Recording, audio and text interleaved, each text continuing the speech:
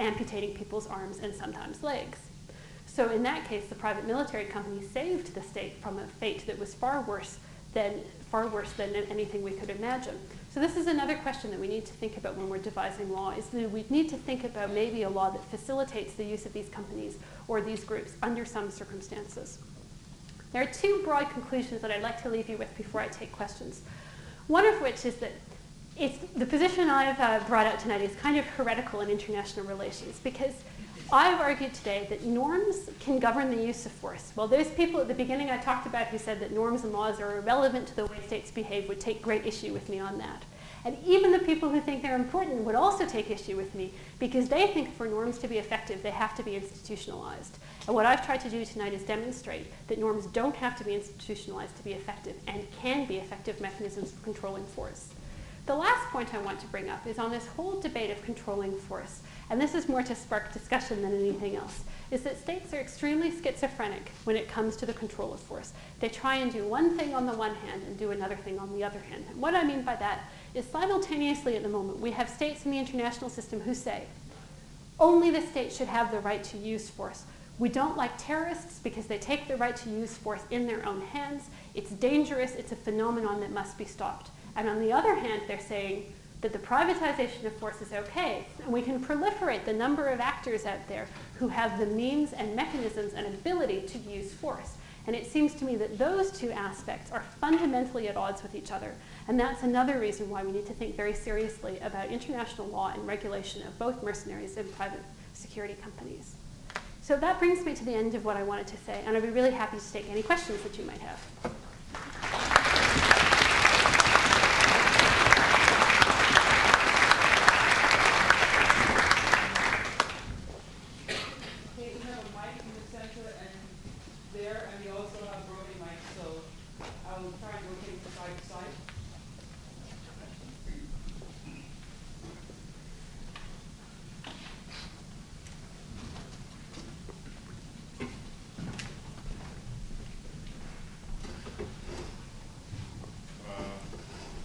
Yeah, I got a question. Since norms can shift, and we see that the way war is fought from the 40s to now has shifted dramatically, right? Mm-hmm. Couldn't we see a shift in the norms to more acceptance of mercenaries? Mm-hmm. Thus, the norm, if you don't institutionalize the norm, it can shift to something that could be far worse.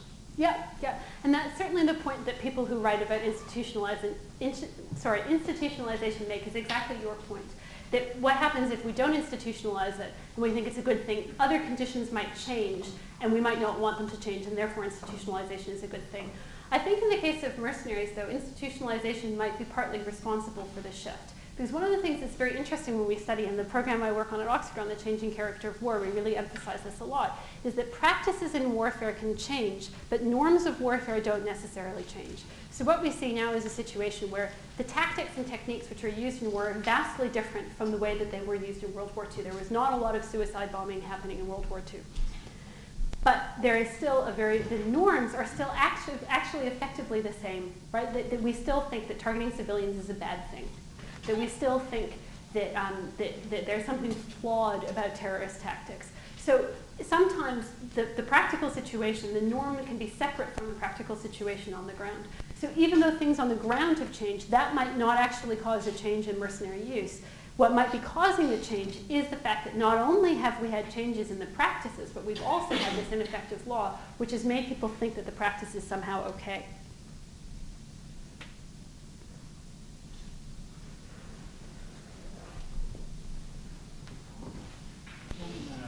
Warlords be considered as mercenaries, especially if they help out each other, sort of thing, for gain? Yeah. I think the phenomenon of privatization of force, one aspect I didn't talk about at all today was warlords. But warlords, and in some cases terrorists, are also very interesting manifestations. In a sense, they're the other side of the coin from what I'm talking about now. When I talked very briefly about medieval mercenaries before, medieval mercenaries engaged in protection rackets, which looked an awful lot like the sort of behavior we see in warlords in Africa today. So warlords will often fight over resources, and they will not come attack you if your village or your town or your group pays them off, gives them protection money. We see this with the Sicilian mafia as well. So it's a very similar dynamic.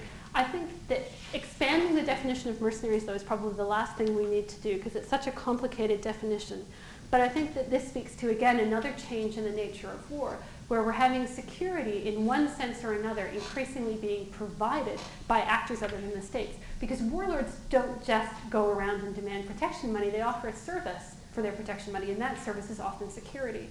So that's a really significant change, is that we're seeing all sorts of different manifestations of non-state uses of force on the international stage. Increased instances of piracy, increased instances of international volunteers, people going abroad to fight for motivation, mercenaries, private security companies, terrorists, all of this stuff is non-state-based uses of force, which is very interesting and very important to look at, and very, very underlooked at in international relations more generally. You had mentioned there's 20 to 60,000 private security companies based in the States that are operating in Iraq. Is that?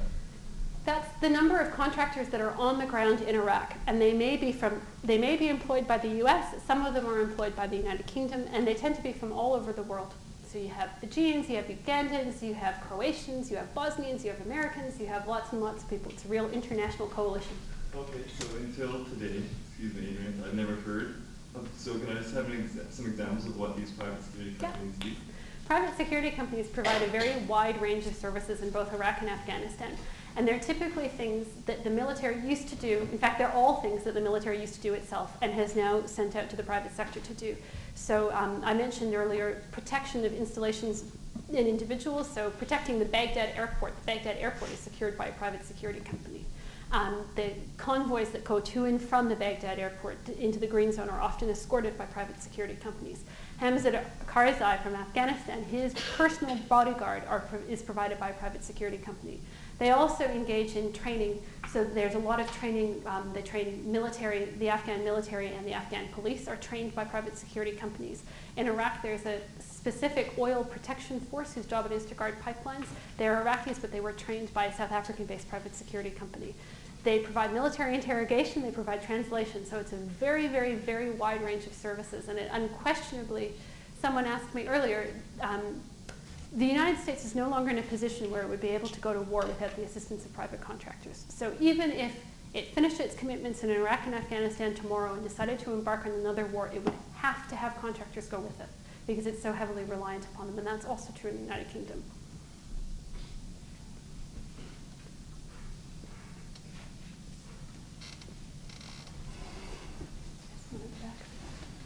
How would you, like by some of your definitions, how would you characterize the U.S. Army at the present state? As right now, every few months or every year, they raise the amount of bonuses recruits will get as their enlistment enrollments go underneath their projections. And there's thousands, if not probably thousands of Latin Americans fighting. Yep. And they're not fighting for the right to fight for the U.S. A lot of them are fighting for the sole purpose of gaining citizenship automatically if they survive. Yep.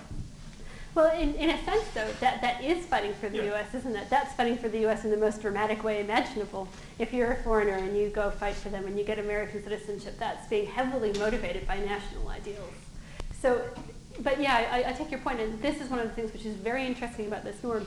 When researchers who study the influence of norms in politics do it, one of the things we try and do is try and figure out whether or not it's the norm which is influencing behavior or something else. And one of the things which is especially cool about this norm is that it's not logical. You're exactly right. Of course soldiers are motivated by money. So why did all of these people who sat around at this conference and produced 17 volumes worth of paper say that mercenaries were motivated by money and national soldiers aren't? Who knows? It seems to me that one explanation for it might be that this norm is so strong, it's like a knee-jerk reaction. We do it without even thinking. And that makes it especially influential. I think there's...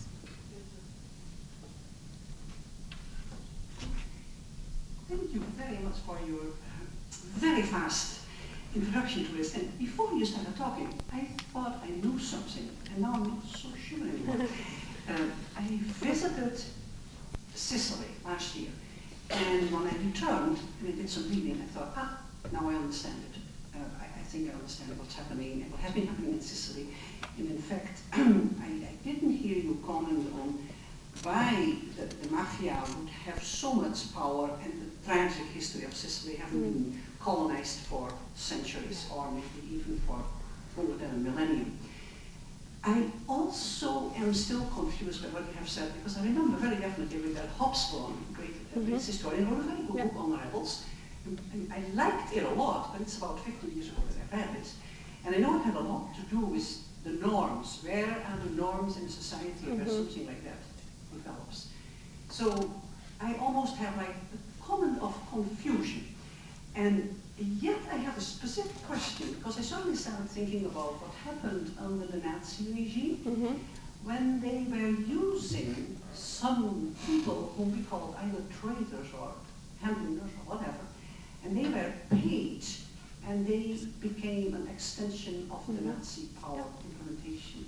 So you can see I'm really confused, because it seems to come back to what the heck is happening? I thought when I walked in here, no privatization of army, that's bad, I've read about it, no. And your comments have, raised a lot of other issues, like, are we going retrogressive, are we going to go back to whatever? And you briefly talked about the 40th and 15th century, and the condottieri and all that. And I thought that was gone, and now it's coming back. So can you help me in my confusion? Yes, I hope so, and I'm glad I hopefully provoked some thoughts. On this, the mafia things, I'm by no means an expert on the Sicilian mafia, but if you're interested, I would direct you to some work by a colleague of mine at Oxford, Diego Gambetta,